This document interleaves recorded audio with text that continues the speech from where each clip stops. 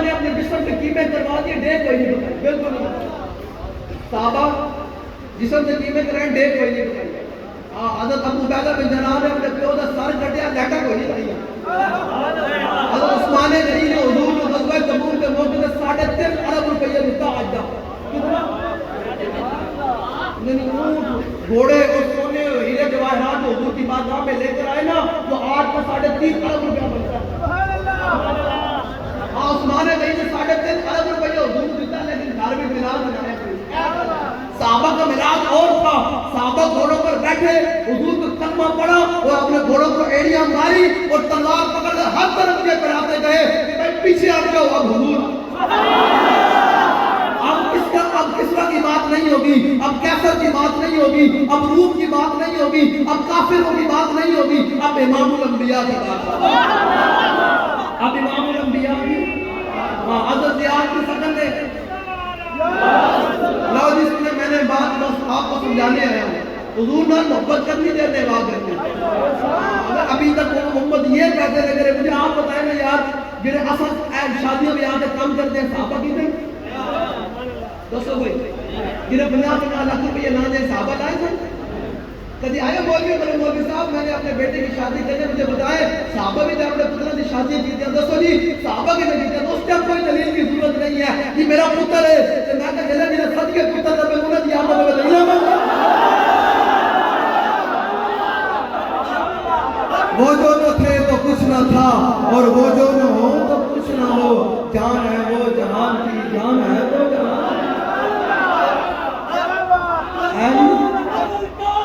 جلے پتر میں چمن واسطے کوئی دلیل نہ ہوئے، یہ میرا پتر ہے پتر میں چمن واسطے کوئی دلیل نہ ہوئے، جو حضور کا نام آتے مولوی صاحب نہیں صحابہ انگوٹھے چومے، میں کہا صحابہ انگوٹھے نہیں چومے، صحابہ اپنے ہاتھ بھی قربان کیے، انہیں انگوٹھے نہیں چومے، ہاتھ بھی قربان کیے۔ حضرت زیاد کی سکن میدان عہد میں سختوں کے ساتھ چورو چور پڑے ہوئے ہیں، اے دیکھیں اس کو خدا میں نے دسا کہ جناب زخمہ نال چورو چورن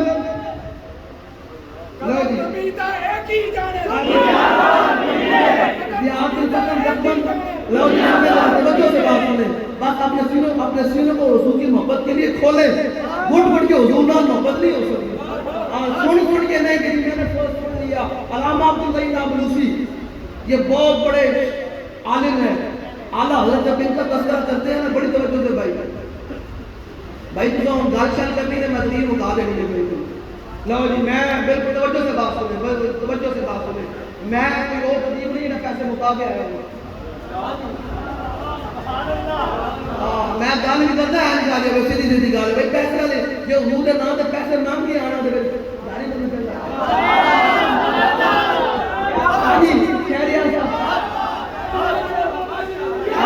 کوئی نے کچھ دے نہیں تو ہوئے یہ تو دے مولوی صاحب پیسے لے دے میں تو 50,000 لے کے چلے حضور کا نام بیان کرنا آتا ہے فقیروں پہ انہیں کچھ پیار ہی آتا